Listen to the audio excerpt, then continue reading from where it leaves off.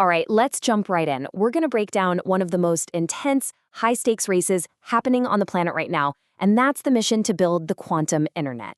We're talking about the next generation of global communication. But let me start by asking you a question.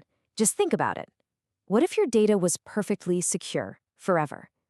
I mean, what if you could send a message, make a payment, store anything with absolute unbreakable security? A security that's literally guaranteed by the laws of physics.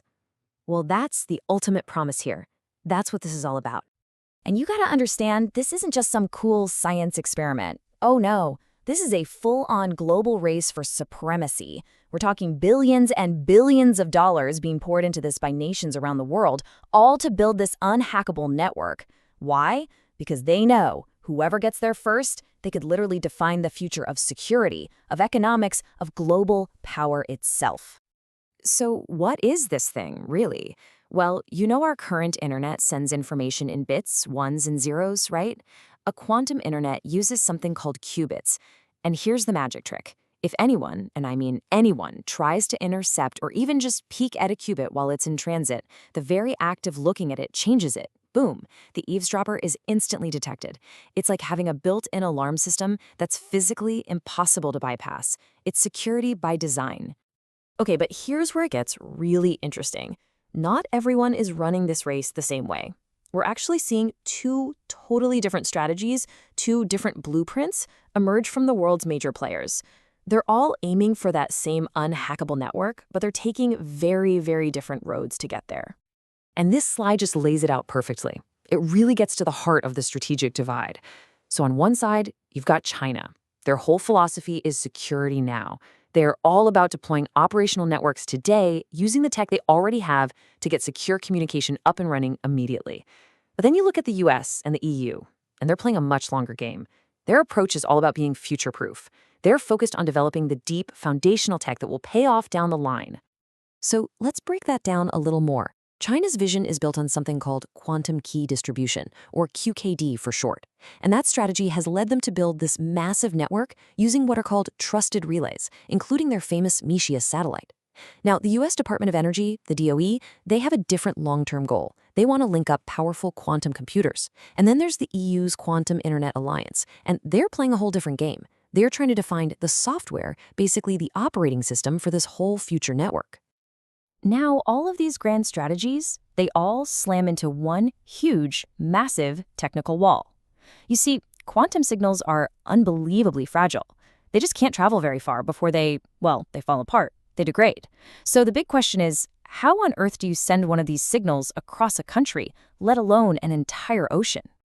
The answer, or at least the theoretical answer, is something called a quantum repeater. Think of it like a relay station or a signal booster for quantum information. It's this absolutely crucial piece of hardware that can extend the range of a quantum link without destroying that super delicate quantum state. Honestly, building a working, scalable repeater, that is the holy grail of this entire field.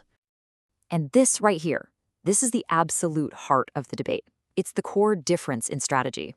So, China's trusted relays, they work. They're operational right now. But they have a huge vulnerability. You have to trust that the relay station itself hasn't been hacked or compromised. The US and EU, on the other hand, are aiming for true quantum repeaters. These would be perfectly secure, totally trustless. The catch? They are mind-bogglingly hard to build, and they just aren't ready yet. It really is a classic tortoise and the hare situation, isn't it? But hang on. What if there's a third option? A potential shortcut? What if there's a technological leap just around the corner that could solve this whole repeater bottleneck and completely change the dynamics of the race? Well, meet the all-photonic repeater. This could be a total game changer. It's a really radical new design that completely sidesteps the biggest headache with traditional repeaters, that reliance on super fragile quantum memories. Instead of trying to store and forward the information, it uses these incredibly complex entangled states of light to just pass the signal along. If this works, it could mean much, much faster one-way communication. It basically shifts the whole engineering challenge from building these delicate memories to just being really good at generating complex light. This could be the shortcut everyone's been looking for. So, okay, everyone is obsessed with the hardware, right? The repeaters, the satellites. But there's a whole other war being fought, and it might be even more important. It's the software war. I mean, think about it. The most powerful hardware in the world is just a fancy paperweight without an operating system to make it do anything. And this is where the EU's strategy starts to look incredibly clever. They're pouring resources into developing something called QNode OS. And really, the best way to wrap your head around this is to think of it as the potential Windows or the iOS of the quantum internet. It's a massive play to own and control that foundational software layer. So, what does a quantum OS even do? Well, it manages all the complicated hardware, the memory, the qubits. It provides these wild new core functions, like something they're calling entanglement as a service. But here's the crucial part. It lets regular developers build applications without needing a PhD in quantum physics. And that's huge, because whoever owns this software layer, they could set the standard for the entire ecosystem. They could force all hardware, no matter who builds it, to play by their rules. Okay, so this all brings us to the end game. Because let's be clear, this race isn't just about getting faster computers or more secure emails. This is a competition with absolutely profound consequences for global power and influence for the rest of the 21st century. You see, the winner here doesn't just get a shiny new piece of technology. No, they get to write the rules for everyone else. They'll be the ones setting the global standards. They'll control the critical supply chains for this new tech. They'll gain a staggering advantage in national security and economic intelligence. They will, in essence, be building the very foundation of the next global economy.